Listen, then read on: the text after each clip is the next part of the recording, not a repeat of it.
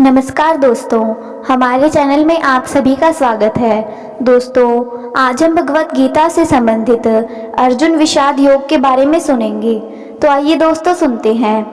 धृतराष्ट्र बोले, हे संजय, धर्मभूमि कुरुक्षेत्र में इकट्ठे हुए युद्ध की इच्छा वाले मेरे तथा पांडु के पुत्रों ने क्या किया?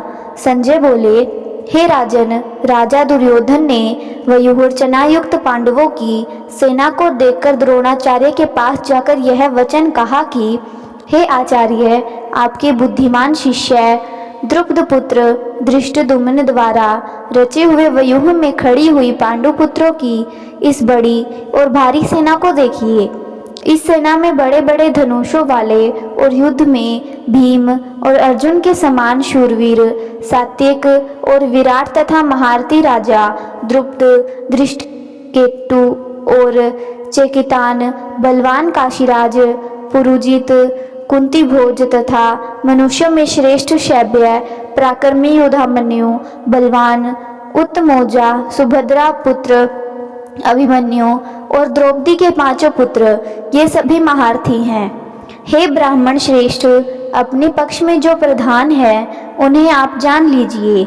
आपकी जानकारी के लिए अपनी सेना के जो सेनापति हैं उनको मैं बतलाता हूँ। आप पितामह भीष्म और कर्ण तथा संग्राम विजयी कृपाचार्य, अश्वत्थामा, विकर्ण और सोमदत्त का पुत्र भूरिश्रवा और मेरे लिए जीवन की आशा त्याग कर बहुत से शूरवीर शस्त्रास्त्रों के साथ सुसज्जित हैं तथा सब के सब युद्ध में निपुण हैं।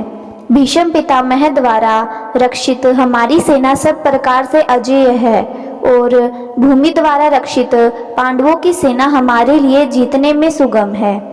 इसलिए सब मोर्चों पर अपनी अपनी जगह खड़े रहते हुए आप सभी भीष्म पितामह की ही सब ओर से रक्षा करें। कौरवों में वृद्ध बड़े प्रतापी पितामह भीष्म ने उस दुर्योधन के हृदय में हर्ष उत्पन्न करते हुए उच्च स्वर में सिंह की दहाड़ के समान गर्जना करते हुए शंख बजाया। इसके उपरांत शंख और नगाड़े, ढोल, मृदंग और नरसिंहे आदि बाजे सब एक साथ बज उठे। उनकी आवाज का शब्द बड़ा भयंकर था। इसके अनंतर सफेद घोड़ों से युक्त उत्तम रथ में बैठे हुए भगवान श्री कृष्ण और अर्जुन युद्ध ने अलौकिक शंख बजाए। श्री कृष्ण भगवान ने पांचजन्य नामक, अर्जुन ने देवदत्त नामक और भयानक कर्म वाले भीमसेन ने पौंड्र नामक महाशंख बजाया। राजा कुंती पुत्र युधिष्ठिर ने अनंत विजय नामक, नकुल ने सुघोष नामक और सहदेव ने मणिपुष्पक नामक शंख बजाए। श्रेष्ठ धनुष वाले काशीराज और महारथी शिखंडी धृष्टद्युम्न, राजा विराट, अजेय सात्यकी, राजा द्रुपद और द्रौपदी के पांचों पुत्र ने तथा बड़ी भुजा वाले सुभद्रा पुत्र अभिमन्यु, इन सभी ने अपने अलग अलग शंख बजाए और इन शंखों की आवाज से उत्पन्न भयानक शब्द ने आकाश और पृथ्वी को भी गुंजा दिया, जिससे धृतराष्ट्र के पक्ष वालों के हृदय विदीर्ण हो गए। हे राजन, इसके उपरांत कपिध्वज अर्जुन ने मोर्चा बांधकर डटे हुए धृतराष्ट्र के संबंधियों को देखकर उस शस्त्र चलने की तैयारी के समय धनुष उठाकर हषिकेश श्री कृष्ण भगवान को कहा कि हे अच्युत, मेरे रथ को आप दोनों सेनाओं के बीच में ले जाकर खड़ा कीजिए और जब तक मैं युद्ध में डटे हुए इन विपक्षी योद्धाओं को ठीक तरह देख न लूं, इस युद्ध में मुझे किन किन के साथ युद्ध लड़ना है, तब तक आप मेरे रथ को खड़ा रखिए। दुर्बुद्धि दुर्योधन का युद्ध में हित चाहने वाले ये जो राजा लोग उसकी सेना में स्थित हैं, उनको मैं देखूंगा। संजय बोले, हे धृतराष्ट्र, अर्जुन के कहने पर भगवान श्री कृष्ण ने उस उत्तम रथ को दोनों सेनाओं के बीच भीष्म और द्रोणाचार्य के सामने तथा संपूर्ण राजाओं के सामने खड़ा करके कहा कि हे पार्थ, युद्ध के लिए इकट्ठे हुए इन कौरवों को तू देख।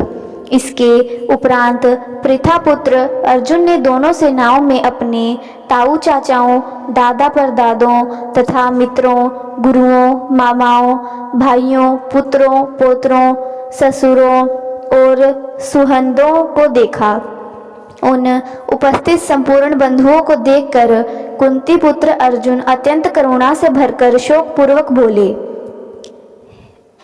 हे कृष्ण, युद्ध क्षेत्र में डटे हुए युद्ध के अभिलाषी जो मेरे सज्जन ही हैं, उन्हें देखकर मेरे अंग शिथिल हुए जा रहे हैं और मेरा मुंह सूखा जा रहा है तथा मेरे शरीर में कंप एवं रोमांच हो रहा है।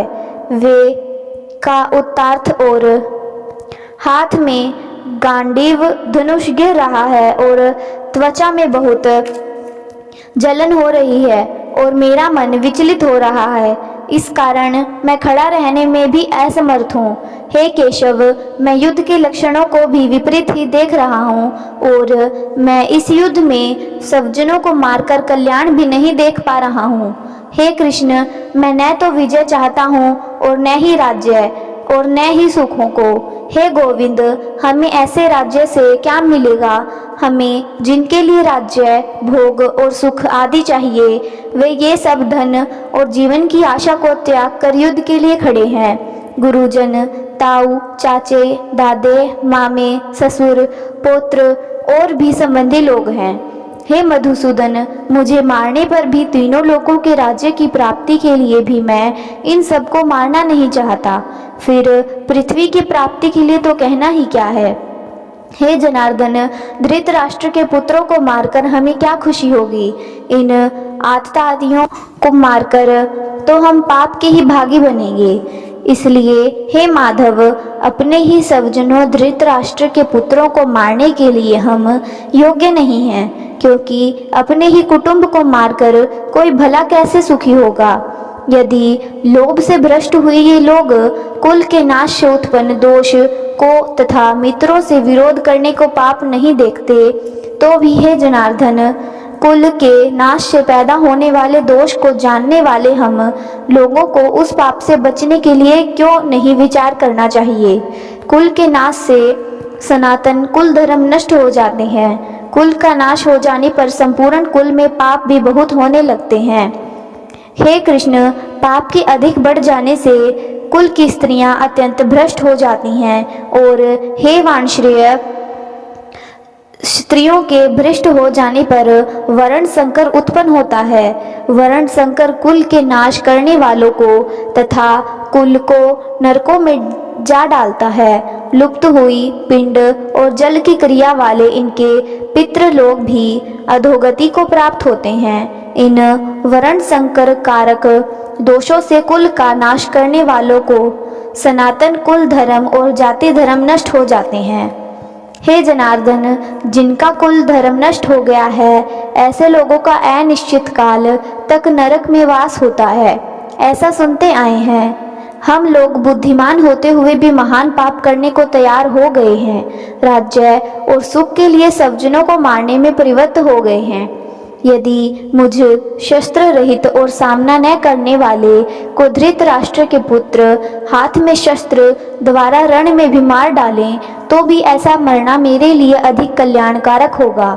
संजय बोले, रणभूमि में शोक से भरे हुए मन वाला अर्जुन ऐसा कहकर बाण सहित धनुष को त्याग कर रथ के लिए पिछले भाग में जा बैठा। उम्मीद करते हैं दोस्तों, आपको ये अर्जुन विषाद योग के विचार सुनने में अच्छे लगे होंगे। दोस्तों, आपको ये विचार सुनने में अच्छे लगे हैं तो कृपया करके चैनल को सब्सक्राइब ज़रूर करें। इसी के साथ विदा लेते हैं दोस्तों। कल फिर भगवत गीता का अगला भाग लेकर हाजिर होंगे। तब तक सभी दोस्तों को जय श्री कृष्णा जी, जय श्री कृष्णा।